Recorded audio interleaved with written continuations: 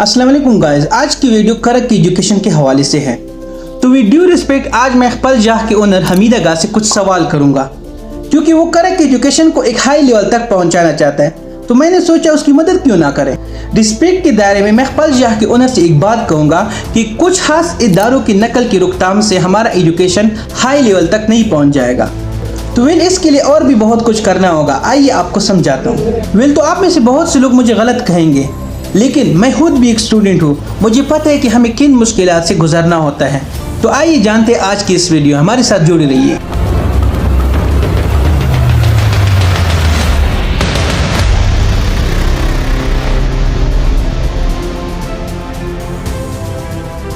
तो सबसे पहले बात करते हैं कि हमारे करक में 80% से ज़्यादा लोग अब पुअर फैमिली से बिलोंग करते हैं।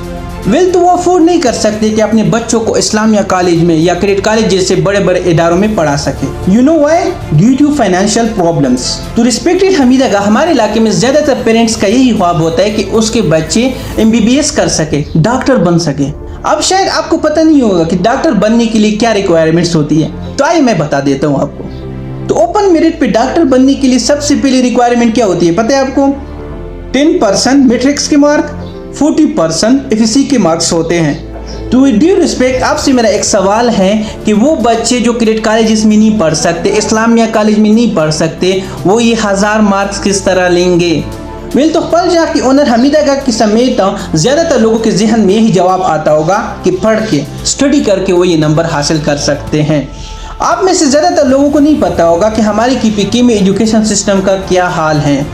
विद ड्यू रिस्पेक्ट आपको क्या लगता है हमीद आगा कि नकल जो है वो सिर्फ इन मखसूस इदारों में की जाती है?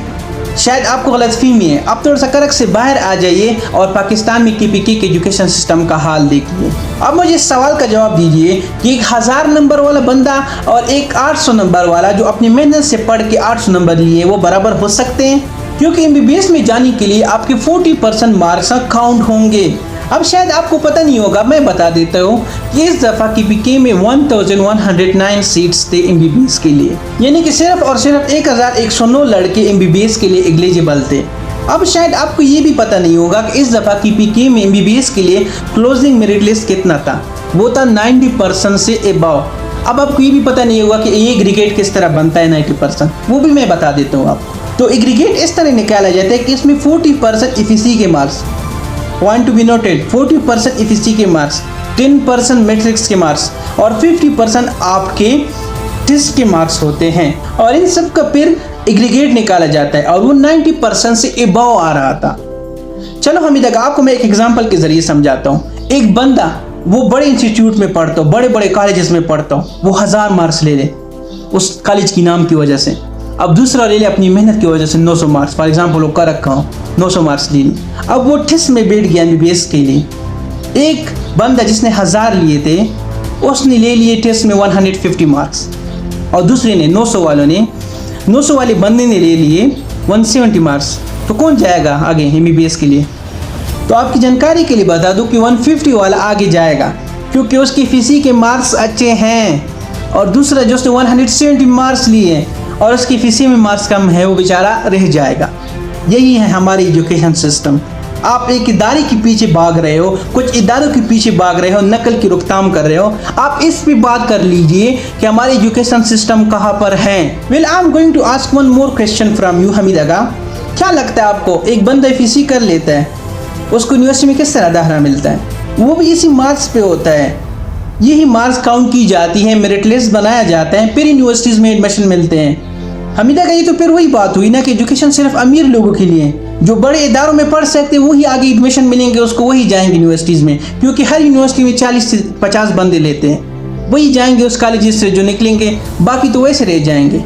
मैं खुद भी बड़ा बाद में पढ़ता हूँ, मेरे 980 से अबव मार्क्स है, और मुझे पता है कि इतनी मुश्किल से मुझे एडमिशन मिली है। तो हमीद आगा, कुछ इदारों को टारगेट करके हमारा एजुकेशन सिस्टम उससे ठीक नहीं हो जाएगा। मैं आपको समझाता हूँ किस तरह ठीक करना है। अगर आपको सच में फिक्र है हमारी एजुकेशन सिस्टम की, वेल तो उसके लिए हमें क्या करना होगा? हमें KPK की एजुकेशन सिस्टम को ठीक करना होगा। ये नहीं है कि कुछ चीज़ों को टारगेट करके हम एजुकेशन सिस्टम बेहतर कर सकते हैं। उसके लिए आपने आवाज़ उठानी होगी, क्योंकि आप एजुकेशन सिस्टम की बात कर रहे हो। आप एक ऐसी वीडियो बनाओ कि हम एजुकेशन सिस्टम को किस तरह बेहतर कर सकते हैं। ये नहीं कि सिर्फ आप अपने घर में बैठ के कुछ इदारों को टारगेट करें। विद ड्यू रिस्पेक्ट, मैं आपकी वो नहीं कर रहा हूँ, लेकिन आपको एक बात बता रहा हूँ कि एजुकेशन सिस्टम किस तरह बेहतर हो सकती है। चलिए आप मुझे खुद बता दीजिए ना कि एक आम स्टूडेंट क्रेडिट कॉलेज के स्टूडेंट का मुकाबला कर सकता है? ये कोई माइंड मानता है आपकी बात? ये फर्स्ट टाइम एक्सपोर्ट्स का स्टूडेंट था जिसने कोहार्ट बोर्ड में फर्स्ट पोजीशन हासिल की और उसके बाद शाहीन कॉलेज ने हासिल की। ये हमारे लिए फख्र की बात है। और ये बात नहीं है कि सिर्फ नकल मार के पास होते हैं, पढ़ने वाले पढ़ भी लेते हैं। कितने ज़्यादा लोग MBBS पास कर जाते हैं, यही शाहीन से, यही एक्सपोर्ट से, इन्हीं इदारों से लोग आगे निकलते हैं MBBS के लिए।